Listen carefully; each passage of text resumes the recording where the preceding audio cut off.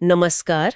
आज हम जिन स्रोतों पर बात कर रहे हैं वो हमें भगवान विष्णु के एक बहुत ही खास अवतार की तरफ ले जाते हैं, वराह अवतार। जी हाँ। और हम खास तौर पर वराह अवतार पृथ्वी का उद्धार नाम के लेख को देखेंगे, ये समझने के लिए कि भाई कैसे उन्होंने वो रसातल में डूबी पृथ्वी को निकाला और इसका मतलब क्या है। बिल्कुल। और ये कहानी सृष्टि के एक बड़े ही नाजुक मोड़ से जुड़ी है। हमारा मकसद यही है कि इस स्रोत के आधार पर कहानी को समझें और उसके पीछे के जो इशारे हैं, जो उसका फलसफा है, उस पर भी बात करें। और शुरुआत तो बड़ी दिलचस्प है। सोचिए जरा, सृष्टि बनानी है पर उसकी नींव यानी पृथ्वी वही गायब है, पानी में डूबी हुई। कहानी यहीं से शुरू होती है ना। स्रोत हमें स्वयंभू मनु तक ले जाता है। हाँ बिल्कुल। इस लेख के हिसाब से ब्रह्मा जी ने सृष्टि बढ़ाने का काम अपने मानस पुत्र स्वयंभू मनु को दिया। पर मनु के सामने एक मुश्किल आ गई। प्रलय हुई थी, उसके बाद सारी पृथ्वी एक विशाल समुद्र में अथाह पानी में डूबी हुई थी। स्रोत उसे एकारनव कहता है। एकारनव मतलब सिर्फ पानी ही पानी। हाँ बिल्कुल। मतलब रहने या कुछ बनाने के लिए कोई ठोस जगह ही नहीं थी। तो मनु के लिए ये एक बड़ी चुनौती थी कि सृष्टि करे तो कहाँ करें। जाहिर है फिर तो उन्होंने ब्रह्मा जी से ही मदद मांगी होगी। लेख कहता है कि उन्होंने बड़ी चिंता और विनम्रता से प्रार्थना की। जी। कहा, पितामह, आपने मुझे प्रजा बनाने को तो कहा है, पर वो रहेगी कहाँ? पृथ्वी तो गहरे पानी में है। कृपा करके इसे बाहर निकालिए ताकि मैं आपका आदेश मान सकूं, सृष्टि आगे बढ़ा सकूं। और ये सिर्फ मनु की चिंता नहीं थी, ब्रह्मा जी खुद भी परेशान हो गए।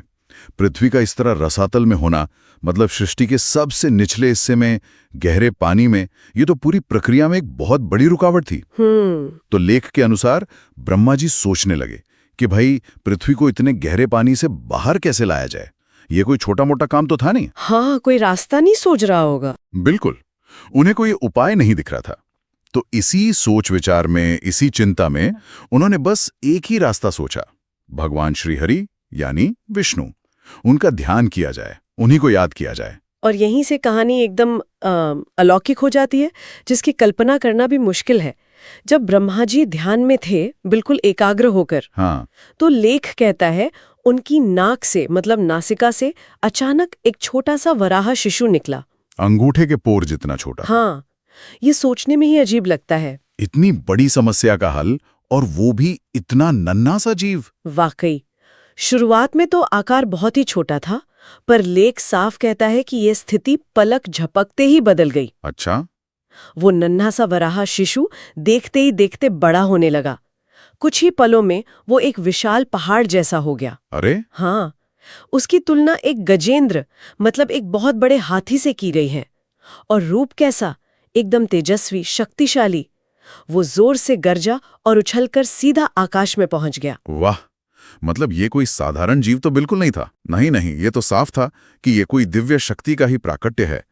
और ये छोटे से इतना विशाल होना, ये भी एक इशारा है कि कैसे छोटे से संकल्प से भी बड़े बड़े काम हो सकते हैं। इस सब विशाल वराह के रूप का भी जिक्र है लेख में। वो दिखते कैसे थे? जी हाँ, वर्णन है। बताया गया है कि उनका शरीर जिसे वज्र का हो, एकदम कठोर, और त्वचा पर बाल थे, पर वो नर्म नहीं बल्कि कड़े और खुरदुरे, शायद उनकी ताकत दिखाने के लिए। हाँ, हो सकता है। उनकी दाढ़ें, मतलब जो टस्क्स होती हैं, वो सफेद रंग की थीं और बहुत तेज, नुकीली। ओके। खुर इतने पहने कि कुछ भी चीर दें। और सबसे असरदार बात, उनकी आंखों से जैसे आग निकल रही थी, बहुत तेज चमक थी। बाप रे, मतलब एक ऐसा रूप जो किसी भी रुकावट को पार कर ले। बिल्कुल। ये रूप उनके काम के हिसाब से ही था। कठोर शरीर, पहने हुर, ताकि गहरे पानी और पाताल की रुकावटें पार कर सकें। और वो विशाल दाढ़ें पृथ्वी जैसी भारी चीज को उठाने के लिए। अच्छा। लेख आगे बताता है कि इसी शूकर यानी सुअर के रूप में भगवान वराह आकाश से उस अथाह पानी में कूद गए। और गति बहुत तेज, जैसे कोई तीर निशाने पर जा रहा हो। पानी को चीरते हुए वो सीधे नीचे रसातल की गहराइयों में पहुंच गए। ये दिखाता है कि वो कितने पक्के इरादे से गए थे और काम जल्दी करना था। और रसातल में, उन गहराइयों में उन्हें पृथ्वी मिली। यहाँ पर लेख का वर्णन, जैसा आपने कहा, बड़ा मार्मिक है। हाँ, कि पृथ्वी वहां डरी हुई थी, अकेली, बिल्कुल बेसहारा पड़ी थी। ये सोचना है कितना अजीब है कि जिस धरती को हम माँ कहते हैं, जीवन का आधार मानते हैं, वो खुद ऐसी हालत में थी। हाँ, ये दिखाता है कि संकट कितना बड़ा था सृष्टि के लिए और यहीं पर भगवान वराह ने अपना असली काम शुरू किया। लेख कहता है कि उन्होंने बिना किसी झिझक के अपनी उन्हीं मजबूत सफेद दाढ़ों पर पृथ्वी को उठाया। वाह! ये दृश्य ही अपने आप में एक बड़ा प्रतीक है। सृष्टि का आधार जो डूब गया था उसे ऊपर उठाया जा रहा है, सहारा दिया जा रहा है। ये सिर्फ उठाना नहीं था, ये एक तरह से जीवन को फिर से पटरी पर लाना था। लेकिन ये काम इतना आसान भी नहीं रहा होगा, मतलब पृथ्वी को उठाकर बाहर लाना। नहीं, बिल्कुल आसान नहीं था। जैसे ही भगवान वराह पृथ्वी को अपनी दाढ़ों पर संभालकर पानी से ऊपर आने लगे, तभी एक बड़ी रुकावट सामने आ गई। अच्छा, कौन? लेख बताता है कि पानी के अंदर ही उन्हें एक बहुत ताकतवर दैत्य हिरण्याक्ष उसने रोक लिया। ओहो, हिरण्याक्ष। हाँ, इनका नाम तो सुना है। बहुत बलशाली असुर थे। जी हाँ, बहुत बलशाली और अभिमानी भी। उसे अपनी ताकत का बड़ा घमंड था। शायद वो चाहता था कि पृथ्वी नीचे ही रहे, या फिर बस भगवान के काम में अड़चन डालना चाहता था। और ये लड़ाई पानी के अंदर ही हुई, जो कि लड़ने के लिए कोई आम जगह नहीं है। हिरण्याक्ष ने आते ही पूरी ताकत से अपनी गदा से भगवान वराह पर हमला कर दिया। ये एक बड़ी चुनौती थी। पर लेख में एक शब्द है जो बड़ा दिलचस्प है कि भगवान ने हिरण्याक्ष को लीलापूर्वक मार डाला। इसका क्या मतलब समझे? क्या लड़ाई ज्यादा मुश्किल नहीं थी? लीलापूर्वक का मतलब है जैसे खेल खेल में, बड़ी आसानी से। अच्छा। इसका ये मतलब नहीं कि हिरण्याक्ष कमजोर था या लड़ाई भयानक नहीं थी, बल्कि ये भगवान की अपनी ताकत, उनकी असीम शक्ति को दिखाता है। ओके। उनके लिए जो सारे ब्रह्मांड के मालिक हैं, हिरण्याक्ष जैसे बड़े असुर को मारना भी एक लीला जैसा था, एक खेल जैसा। मतलब उन्हें कोई बहुत ज्यादा मेहनत नहीं करनी पड़ी। ये उनकी दिव्यता दिखाता है। वो इसी काम के लिए तो आए थे, तो कोई भी रुकावट उनके सामने टिक नहीं सकती थी। उन्होंने बड़ी सहजता से उस बाधा को हटा दिया। इस रुकावट के हटने के बाद का नजारा तो वाकई शानदार रहा होगा। हाँ, बिल्कुल। लेख बताता है कि भगवान वराह पृथ्वी को अपनी सफेद दाढ़ों पर संभाले हुए उस विशाल समंदर से बाहर निकले। उनका नीला शरीर, मतलब गहरा नीला रंग, पानी की बूंदों से चमक रहा था, जैसे कोई तमाल का पेड़ हो। क्या बात है! शक्ति, शांति और जीत, सबका मिला जुला रूप। और इस अद्भुत नजारे को देखकर वहां जितने भी देवता थे, ऋषि थे और खुद ब्रह्मा जी और मनु भी, वो सब हैरान रह गए। पहचान लिया उन्होंने। हाँ, लेख कहता है कि वो तुरंत पहचान गए कि ये कोई मामूली वराह नहीं, ये तो खुद भगवान विष्णु हैं, जो इस खास रूप में आए हैं। उनके मन में श्रद्धा भर गई, कृतज्ञता भर गई। सबने हाथ जोड़कर भगवान वराह की स्तुति की, उनके इस काम की, उनकी महिमा की बढ़ाई की।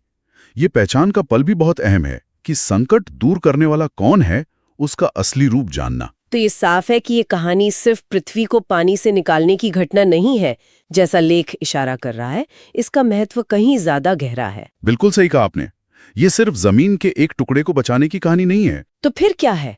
लेख इस बात पर जोर देता है कि भगवान विष्णु ने वराह अवतार लेकर सिर्फ पृथ्वी को नहीं बचाया, बल्कि उन्होंने धर्म की नींव को, सृष्टि की व्यवस्था को फिर से स्थापित किया। अच्छा, कैसे? ना, वो अधर्म का प्रतीक था, तो भगवान वराह ने पृथ्वी को उठाकर सृष्टि को जारी रखा और हिरण्याक्ष को मारकर धर्म की स्थापना की।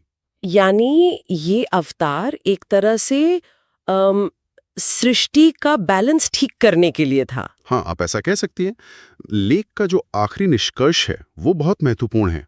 वो हमें सिखाता है कि जब भी दुनिया में या सृष्टि की व्यवस्था में कोई बड़ा संकट आता है, जब संतुलन बिगड़ने लगता है, चाहे वो बाहर का हो या अंदर का, नैतिक हो, तब परमात्मा खुद आते हैं।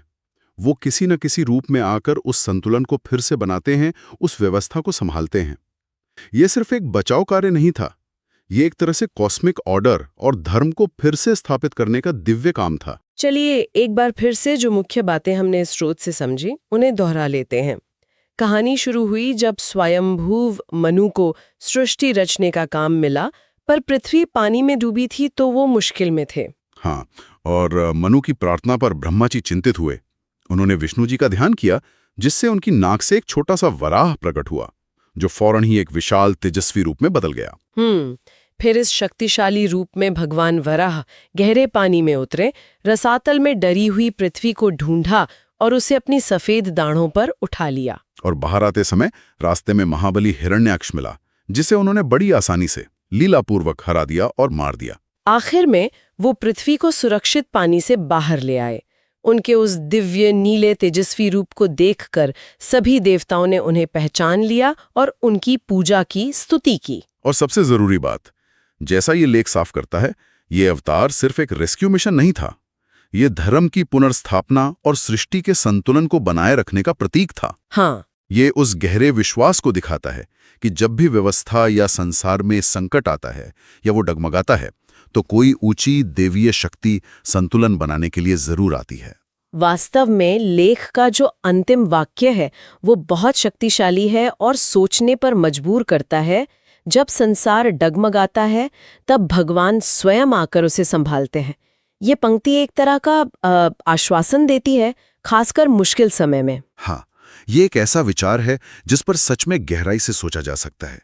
ये स्रोत हमें सोचने पर मजबूर करता है कि क्या वाकई उथल-पुथल और मुश्किलों के दौर में कोई उच्च शक्ति संतुलन बनाने का काम करती है। तो हमारे सुनने वालों के लिए आज का विचारणीय प्रश्न यही है।